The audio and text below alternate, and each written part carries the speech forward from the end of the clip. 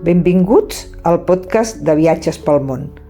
Ens hem reunit 3 companyes viatgeres, la Conxita, l'Assumpta i jo mateixa, l'Anna, per parlar-vos del nou llibre de la Conxita Tarruell, que tot just acaba de sortir de la impremta i que tractarà sobre l'Argentina. Conxita, ens pots fer un tastet del llibre? Soc Conxita Tarruell i llonga escriptora de literatura de viatges. Porto la meva maleta vital amb una bona pila de països que m'han enriquit. Amb la Rosa Pi fem la ruta juntes. Jo explico l'experiència del viatge i ella escriu els contes a través de la ficció. Hem publicat 12 llibres i al mes de novembre sortirà el número 13. El títol és De la Tierra del Fuego a les aigües de l'Iguazú. Explorem els paisatges de l'Argentina. Per mi, visitar la Patagònia des de Chubut fins a Tierra del Fuego era el viatge que sempre havia desitjat. Tenia pendent trobar-me amb el meu parent, el besavi del qual va fundar el Banc de Sabadell a Buenos Aires. Vam decidir ampliar el viatge fins a Xile per visitar el Parc de les Torres del Paine i fins a Brasil per explorar les cascades d'Iguazú des de la part brasilera. Al final vam formar un grup de 8 dones engrescades a viatjar. Estic agraïda i em sento feliç per haver estat testimoni dels tresors naturals de les terres patagòniques, l'espectacle sorprenent d'Iguazú, la incomparable bellesa dels paisatges argentins i per haver conegut Buenos Aires, una ciutat plena de contrastos i vitalitat. Aquestes vivències m'han deixat una empremta inesborrable a l'ànima, recordant-me la generositat de la natura. Us animo a submergir-vos en el relat a la meva aventura i a deixar-vos inspirar per la màgia d'aquests llocs extraordinaris.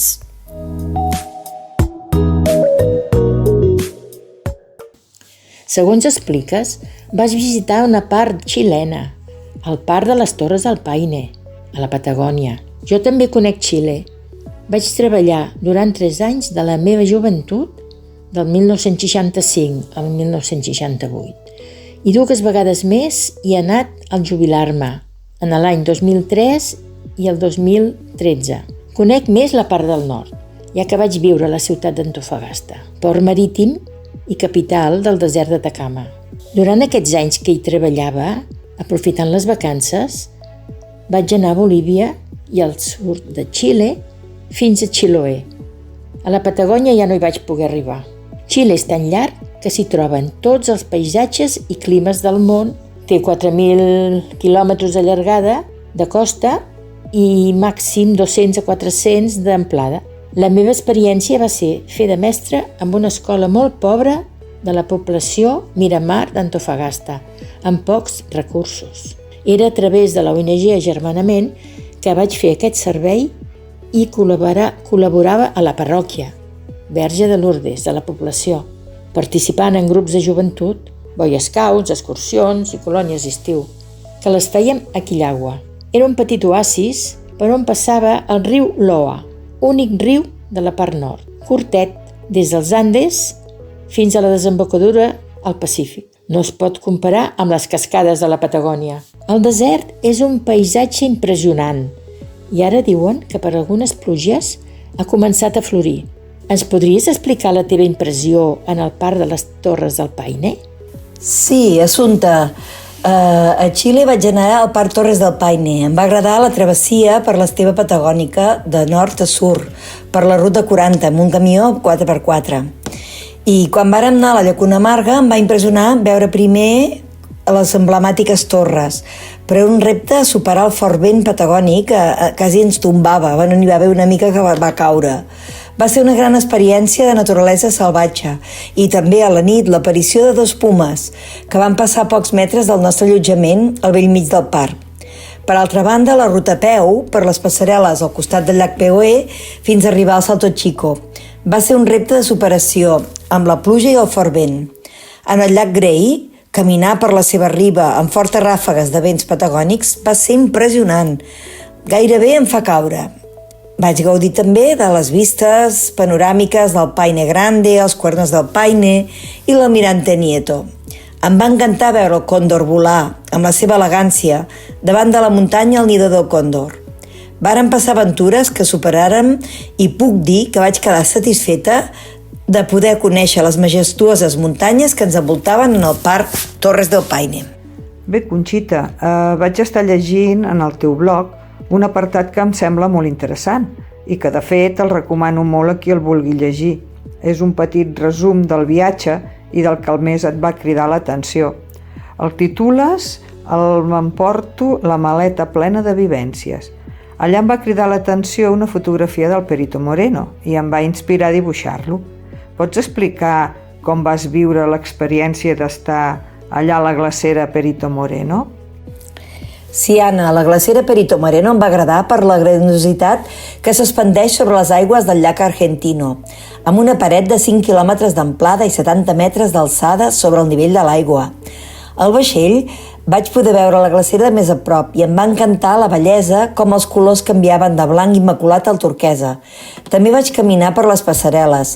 Em vaig quedar captivada als miradors en veure la immensitat del paisatge mentre vaig percebre els sons dels desprendiments del gel quan caien a l'aigua.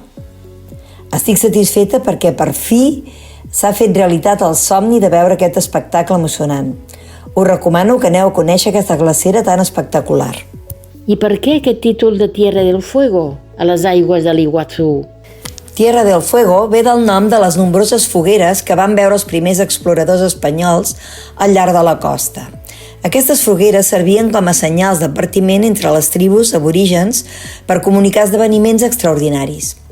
Visitar la Patagònia fins a la llegendària Tierra del Fuego era el somni de tota una vida. Va ser una aventura fascinant cap a Ushuaia, el lloc on les muntanyes es troben amb l'oceà i on els vents del sud semblen portar històries de navegants i exploradors. Està situat a les portes de la fi del món, un indret de terres remotes i belleses salvatges. Per altra banda, les aigües de l'Iguazú ve de les cascades que vaig visitar a gairebé 3 quilòmetres d'amplada de magnífiques vistes i el rugit de les quals em va quedar gravat a la memòria. Em va agradar contemplar el tranquil riu Iguazú que serpentejava per la jungla entre el Brasil i l'Argentina i es precipitava amb fúria a les cascades. A la part d'Argentina va ser emocionant la ruta amb els vehicles descoberts de doble tracció a través de la selva, per portar-nos a fer l'aventura d'anar en barca a través dels ràpids sota les cascades on vaig quedar ben xopa. Per la part de Brasil vaig gaudir del circuit de passarel·les d'uns 1.000 metres de llarg sobre els barrancs del riu Iguazú, on vaig gaudir d'una vista panoràmica de tots els salts. Va ser una experiència espectacular, conèixer les cascades més belles del planeta.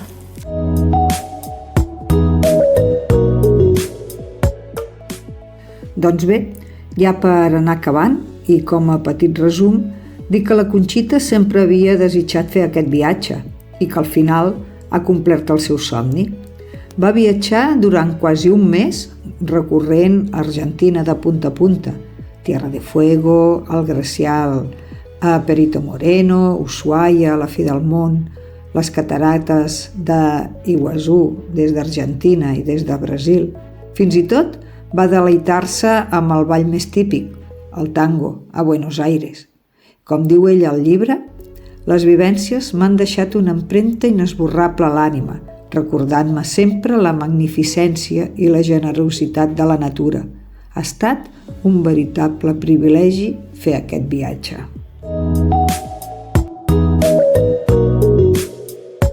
Bé, i fins aquí la nostra aportació. Esperem que el contingut d'aquest podcast us hagi agradat. Per això us demanem que feu un petit comentari o que deixeu una ressenya, ja que la vostra opinió és molt important. Dir-vos també que podeu llegir la web de la Conxita Tarruell o bé seguir-la a Instagram o al Facebook. Heu de buscar Conxitella.